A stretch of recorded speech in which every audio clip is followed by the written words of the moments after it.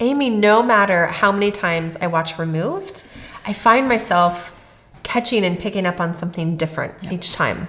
And I know you've watched Remove all across the state with foster parents in every district. Right. And I'm wondering what themes, like what stood out to foster parents when you were training and watching Removed with them? Right. Well, first I have to get through the video without crying. That's the first step. Yes. I think there are a number of things that stand out. One of them is I love the foster mom. I feel like she does this incredible job. You know, Zoe is, the scene where Zoe rips up the book and throws the book.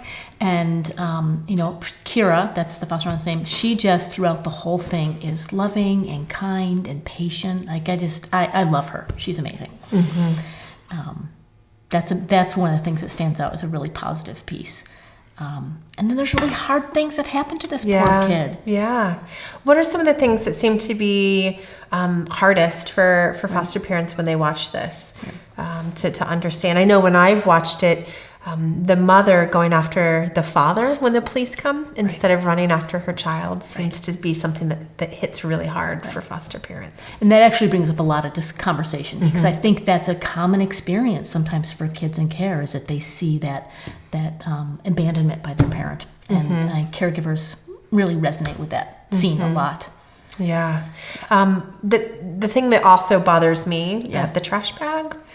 Having worked in residential before, I would cringe and hated if a youth would come into the residential facility with their items in a trash bag. Right.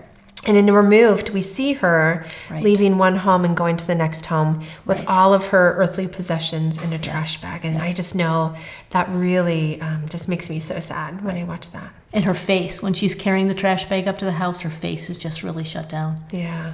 The other face shot that gets me every time is when she's at school and they're taking a picture of her at school and she's crying and she has the black eye, and it just brings up one of the things that brings up for me, but also people in the class, is around what are school, do people notice? Did anyone reach out to her? Did anyone ask her what happened? And I think there's an assumption that the school called the police because they show up in the next scene. Right. But it's really hard to see that. Yeah.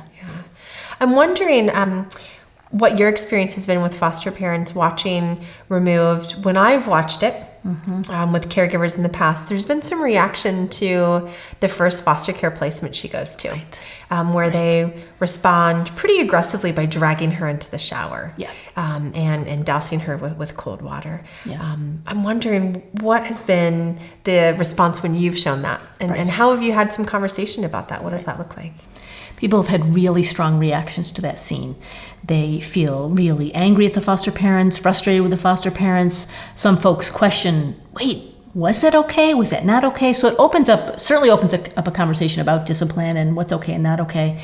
But one of the reframes that I like to do when I talk about that part is that it was a frustrating situation, right? Remember, Zoe was picking fruit off their tree and then eating it, and I'm sure they told her not to do that. And then she took their stereo and dumped it over the fence, and I don't know if you remember, but she's got a little smirk on her face during that. So I imagine those foster parents saw that and were getting pretty frustrated and overwhelmed, and I don't think they had good trauma training. I don't think they understood what trauma-informed care was, and they were overwhelmed and frustrated, and they responded to Zoe as if the same way they had learned when they were growing up. So, I try to shift it around that these foster parents didn't have what they needed. And that's why they did what they did. So, right. Yeah. And I think it's really easy to watch that and judge, without understanding how it's so possible and easy for that to happen for caregivers without that training.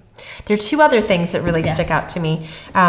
One is the kind of tearing apart the siblings and the girl going into the car with the social worker with her brother being taken from her. When really it seems like she had been in a kind of parentified role taking care of him.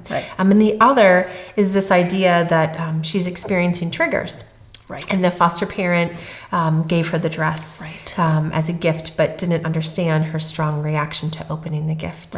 How have those landed when you've watched that across the state? Well, I think that's obviously one of the ones that resonates a lot, where that little baby is being torn away from her. Again, her face, the facial expressions that she has are so powerful. And the scene with the dress, every single person, I'm wondering if it was true for you too. When you see the foster mom pick up the phone after the dress thing, what do you think?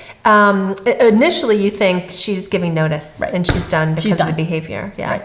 And then when pick up the kid. Yeah. And then when you see the social worker pull up the driveway and she's, realizes that her brother's coming, is just powerful. Yeah. Powerful scene. After she gets on the phone and the child sees that she's on the phone, and the child has that same assumption as well. Right. And she's starting to shove her belongings in the trash bag. The part that I actually tear up on still is when her doll, the only thing she has from home, accidentally hits the piece of furniture and breaks into lots of pieces, and it just really makes me so sad. I know. That she's already assuming she's been given up on again. She's packing up, and the only thing that really meant something to her is broken. Right. Yeah. Right. Such a tough video, but I think it's just of all of the videos that we've watched in trainings and I've watched as a professional. What I think is really important about ReMoved is that it offers an opportunity for all of us as professionals and as foster parents to be able to see through the lens and the experience of the child. And her voice is so powerful through her expressions, through what we're seeing, but also the spoken word and the narration of that video is just really, really powerful. And I think it gives great role modeling for caregivers. How to get through children. She says, "I hate you" at one point. I hate you, destroying property, and how you can get through those things successfully and really make a difference in a child's life. Yeah, that's great. Thanks for talking about it. Yeah, thank you.